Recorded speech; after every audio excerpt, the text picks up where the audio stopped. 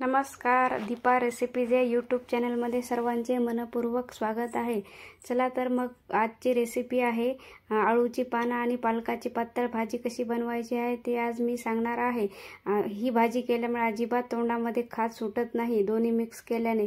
चला तर मग थोडा पालक घ्या आणि 2 आळूची पानं घ्या। आळूच्या पानांचे देठ काढून घ्या आणि स्वच्छ पालक आणि आळूचे पानं स्वच्छ पाण्याखाली धुवून घ्या 2 ते 3 पाण्याने आणि छान। चला तर मग आता आपण पालक असा बारीक बारीक कट करायचा, छान बारीक करायचा, एकदम बारीक करायचा आहे आपल्याला। तुम्ही बघू शकता मी असा बारीक केलेला आहे। चला तर मग आता आळूचे पानंही छान बारीक कट करूया। सगळे मिळून असे बारीक कट करायचे। दोन्ही मिक्स केल्यामुळे तोंडाला खाज येत नाही, नाहीतर आळूचे पानं अशी भाजी किंवा अशी पातळ भाजी केली तर ती तोंडामध्ये खाज सुटते।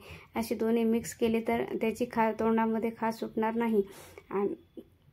तुम्ही बघू शकता आपले दोन्ही पालक आणि आळूचे पानं हे बारीक कट करून झालेले। आळूचे पाने ही छान बारीक असे कट करून घ्या। तुम्ही बघू शकता मी कसे केलेले आहे। भाजी खूप छान लागते खायला ते।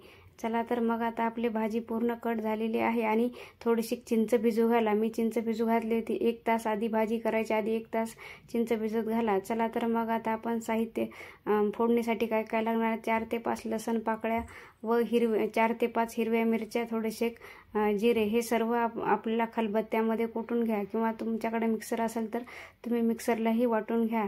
चला तर मग आपले फोडणीसाठी तयार आहे साहित्य। गॅसवर एक कढई गरम करायला ठेवा व त्यामध्ये तेल घाला। तेल तापले की मोहरी टाका। मोहरी चांगली छान तडतडली की मग आपलं जे मिश्रण आपण हिरव्या मिरचीचं वाटण जे केलं होतं ते आपण कढईमध्ये टाका व थोडीशी अर्धा चमचा हळद टाका आणि थोडंसं तिखट, ज्यांना तिखट लागतं त्यांनी थोडंसं तिखट टाका। नाही कोणाला कमी लागत असेल तर आपण हिरवी मिरची टाकलेली आहे, नाही टाकलं तरी चालतं। चला तर मग आता पालक आणि आळूची पानं जे बारीक कट केले होते ते ह्या सर्व मिश्रणामध्ये टाका व चमच्याच्या मदतीने सर्व हे भाजी एकत्र करा, म्हणजे सगळी फोडणी अशी त्यामध्ये मिक्स होईल। सगळ्या चमच्याच्या मदतीने हे मिक्स करा व आपण जे चिंचेचा कोळ काढलेला होता त्याचं पाणी घालूया आणि थोडंसं वरतून पाणी घाला।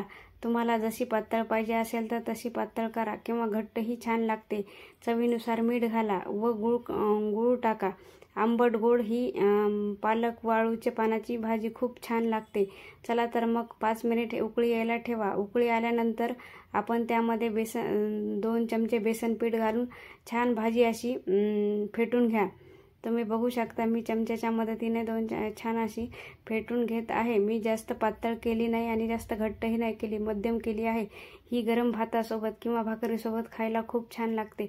तुम्ही बघू शकता आपल्या आळूच्या पानाची व पालकाची पातळ भाजी तयार झालेली आहे। चला तर मग आता वरतून फोडणी करूया। एक कढई छोटीशी गरम करून घ्या व त्यामध्ये थोडे तेल टाकून कढीपत्ता व लाल सुक्या हिरव्या मिरच्या घालून फोडणी तयार करा व फोडणी ही भाजीवर वरतून घाला। भाजी खूप छान लागते खायला। तुम्ही बघू शकता आपली भाजी तयार झालेली आहे। तुम्हाला भाकरीसोबत किंवा भातासोबत खायची असेल ते खाऊ शकता। आंबट गोड ही भाजी गरम भातासोबत खायला खूप छान लागते। मी ही नेहमी करते, आळूचे पानं आणले की हे करते खायला। तुम्ही बघू शकता मी भात आणि भाजी घेतलेली आहे खायला। आवडल्यास नक्की लाईक, शेअर आणि सबस्क्राईब करायला विसरू नका। बघू शकता असे दोन्ही मिक्स करून तुम्ही खा। ही भाजी तुम्ही एकदा नक्की ट्राय करून बघा।